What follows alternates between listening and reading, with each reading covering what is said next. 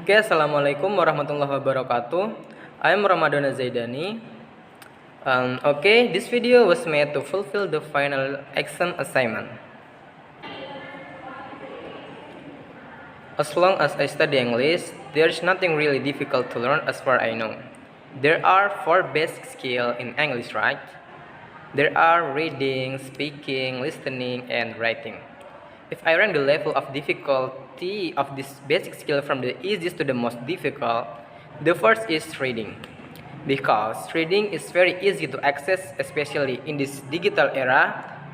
Reading sources are abundant and easy to access, and I got a lot of new vocabulary from reading. And the second is writing. I think writing is having the time or opportunity to compose sentence and choose the right words. And the third is speaking. Because I'm not confident enough when speaking in front of other people, especially in foreign language and language that I really use, even what I'm talking about in based on text that I have previously composed. And speaking, of course, requires pronunciation of vocabulary well, so that what is said is understood well. But that doesn't mean that speaking is foreign language is very difficult. As long as we have sufficient vocabulary to speak is very exciting. I even had interesting experience in speaking. I once won first place in public speaking competition.